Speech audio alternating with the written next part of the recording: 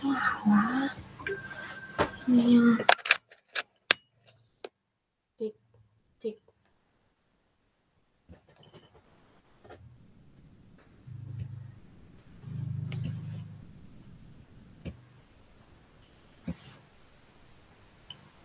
Assalamualaikum warahmatullahi wabarakatuh. Hai teman-teman, apa kabarnya? Selamat datang di video pembelajaran sejarah. Di video kali ini, aku akan membahas dampak pendudukan Jepang di Indonesia. Simak terus ya video hari ini. Apa saja sih dampak pendudukan Jepang di Indonesia? Masih ingat kan teman-teman mengenai latar belakang pendudukan Jepang? Hal ini berkaitan dengan Perang Dunia Kedua di mana Jepang mencari sumber daya untuk menunjang keperluan perang. Nah, yang kita akan bahas hari ini yaitu dampak pendudukan Jepang di Indonesia di bidang politik, yang kedua di bidang sosial dan budaya, yang ketiga di bidang ekonomi, dan yang keempat di bidang pendidikan. Simak terus penjelasan satu persatu ya teman-teman. Yang pertama di bidang politik. Melarang penggunaan bahasa Belanda dan mewajibkan bahasa Jepang. Nah, tujuannya kira-kira apa nih teman-teman? Ternyata tujuan utama pemerintah Jepang adalah menghapuskan pengaruh Barat dan menggalang masyarakat agar memihak ke Jepang. Yang akhirnya diizinkannya penggunaan bahasa Indonesia untuk menjadi sebuah bahasa komunikasi yang digunakan secara nasional guna untuk meningkatkan rasa nasionalisme. Nah, ini dampak positifnya ya teman-teman, yang akhirnya hal ini menjadi wadah untuk pergerakan nasional. Di bidang politik lainnya, adanya struktur pemerintahan sesuai dengan keinginan Jepang.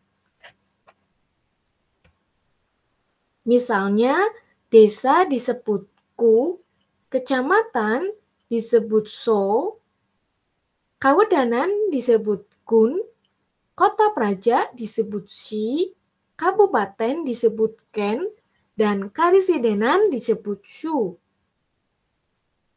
Nah, kalau pada zaman Belanda nih teman-teman masih ingat bahwa Belanda membentuk provinsi. Namun, zaman Jepang ini diganti dan disesuaikan dengan struktur Jepang sehingga daerah pemerintahan yang tertinggi adalah shu. Berarti shu di sini apa ya teman-teman? Karisidenan. Nah, meski luas wilayah shu ini sebesar karisidenan, tetapi fungsinya berbeda nih teman-teman. Presiden adalah pembantu gubernur, sedangkan shu adalah pemerintahan otonomi di bawah sucokan yang berkedudukan sama dengan gubernur.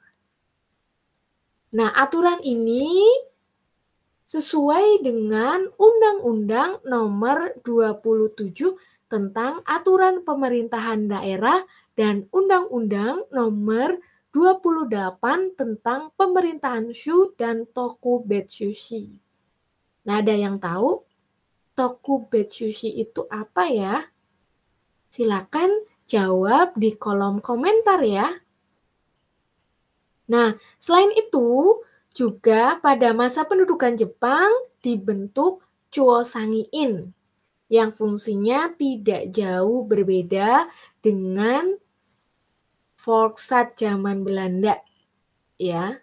Nah, bedanya apa? Kalau Volksat masih dapat dilakukan kritik pemerintah dengan bebas. Namun zaman Jepang tidak dapat dilakukan di Chuosangi-in.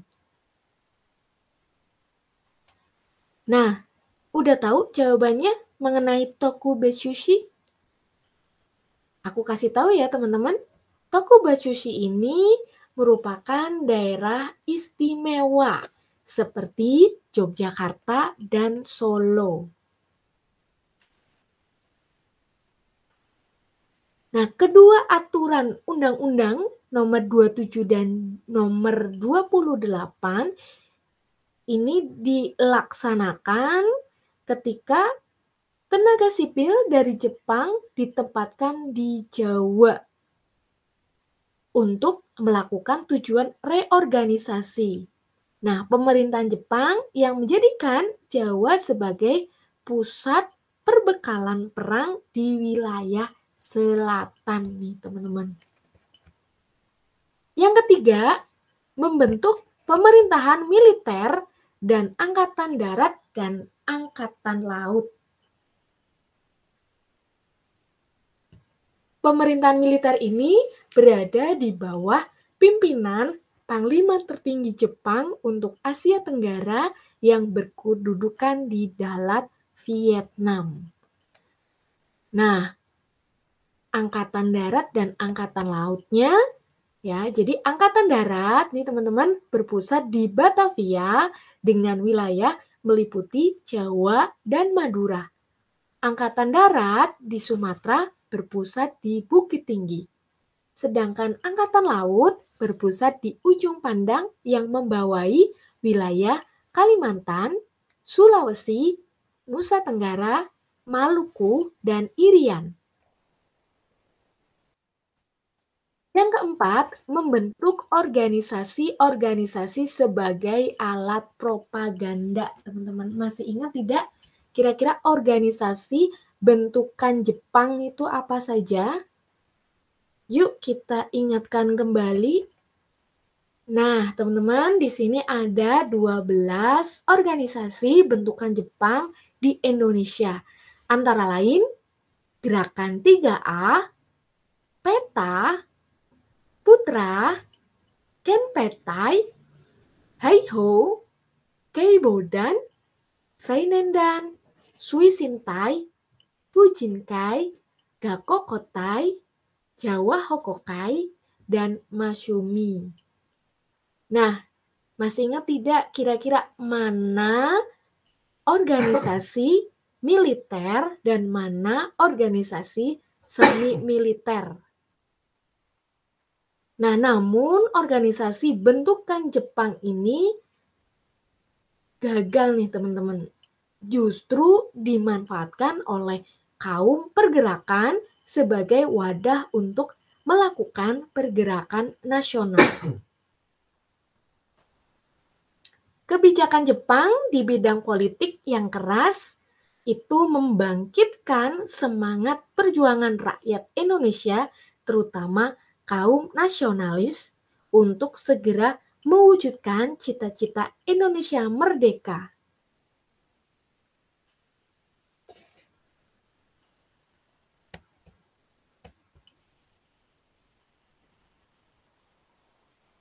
Dampak bidang sosial dan budaya.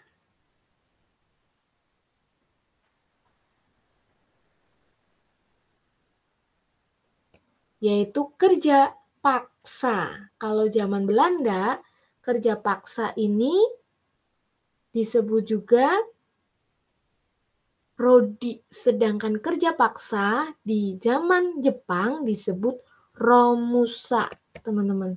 Nah, ini keadaan orang-orang tenaga romusa.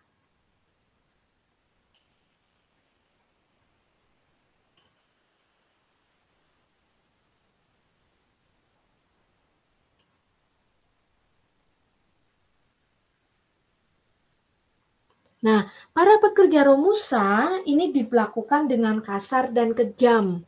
Kehidupan mereka tidak dijamin, bahkan kesehatan makan tidak diperhatikan. Akibatnya banyak para pekerja romusa yang sakit dan meninggal. Awalnya di sini ya teman-teman, pengerahan tenaga kerja ini awalnya itu sukarela, tapi lama-kelamaan itu dipaksa. Bahkan adanya panitia pengerahan yang disebut Romukyokai di setiap daerah dan desa-desa diwajibkan untuk menyiapkan sejumlah tenaga romusa. Para petani banyak yang menjadi pekerja romusa yang akhirnya akibatnya adalah bahan makanan sulit didapat. Nah, karena banyak sekali yang meninggal, Jepang berusaha mengembalikan citranya supaya untuk melakukan propaganda. Caranya bagaimana?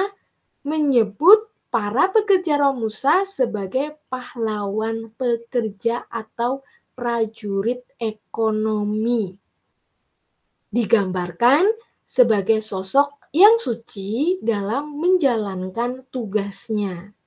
Nah, para pekerja romusa ini tidak hanya di Jawa, tapi juga dikirim ke Burma, Muang Thai, Vietnam, Sarawak, dan Malaya.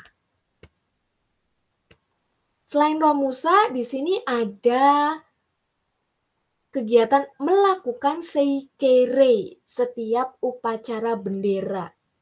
Apa itu seikere?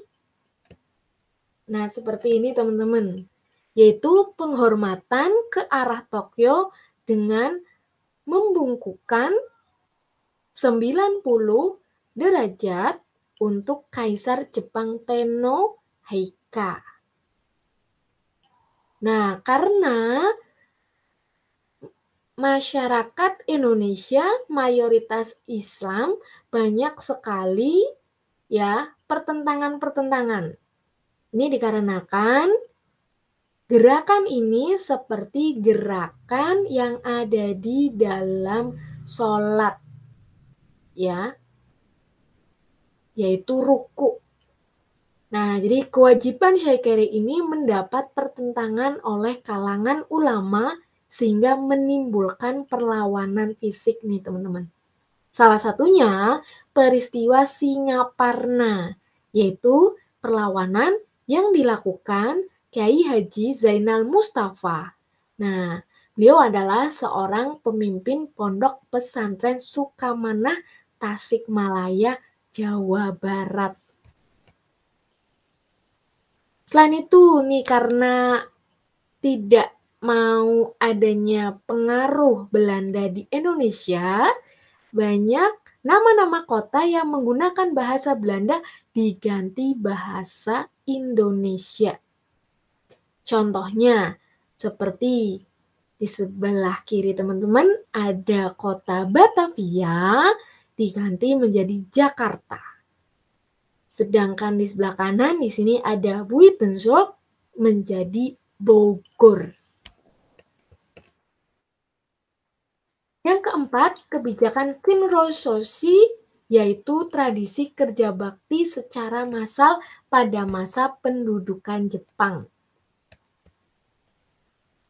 Yang kelima, mendirikan pusat kebudayaan Kemin Bunka Sidoso pada 1 April 1943 untuk mengawasi karya para seniman agar tidak menyimpang dari tujuan Jepang.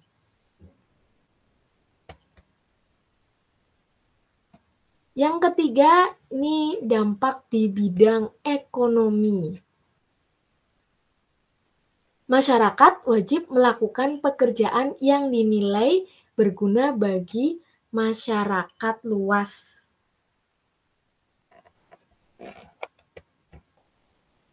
Nah, untuk menjalankan tugas tersebut dengan baik, maka pemerintah Jepang membentuk Tonarigumi. Nih teman-teman, jadi Tonarigumi yang kita kenal adalah rukun tetangga.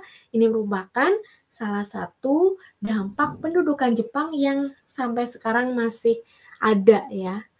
Tujuannya apa? Untuk memobilisasi massa dengan efektif. Yang kedua, objek vital dan alat-alat produksi dikuasai dan diawasi ketat oleh pemerintahan Jepang. Yang ketiga, barang-barang keperluan hidup sulit didapat karena jumlahnya sangat sedikit. Yang keempat, bahan makanan sulit didapat karena banyak petani menjadi romusa.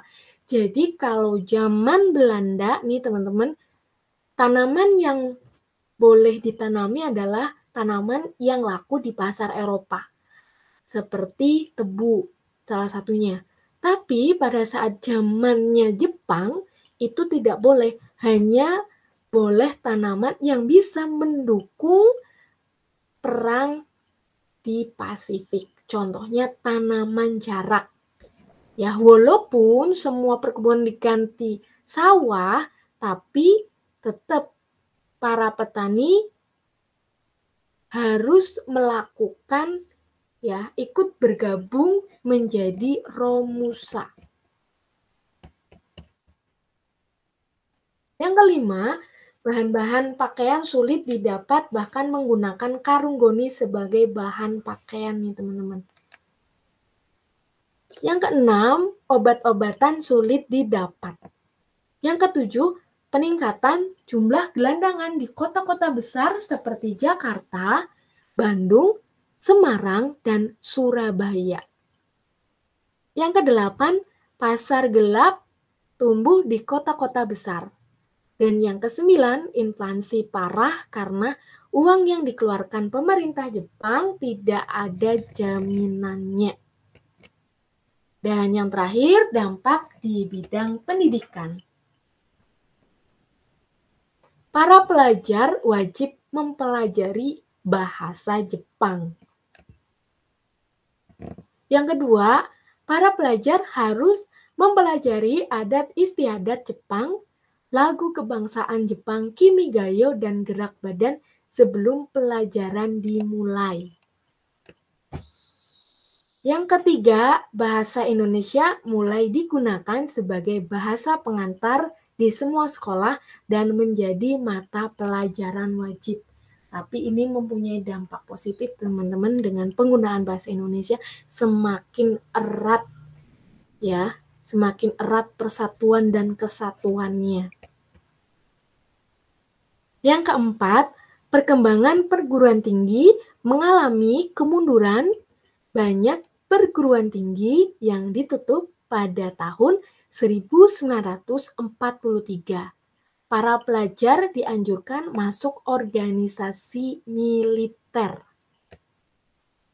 Nah, hanya beberapa perguruan tinggi yang dibuka, antara lain Perguruan Tinggi Kedokteran Ika Daigaku di Jakarta, Perguruan Tinggi Teknik Kogyo Daigaku di Bandung. Selain itu, Jepang membuka Akademi Pamong Praja Konkoku Gakuin di Jakarta dan Perguruan Tinggi Hewan di Bogor. Nah, demikian penjelasan mengenai dampak pendudukan Jepang di Indonesia. Terima kasih teman-teman yang sudah mengikuti video pembelajaran sejarah. Jangan lupa like dan subscribe agar aku semangat dalam pembuatan video pembelajaran untuk kamu.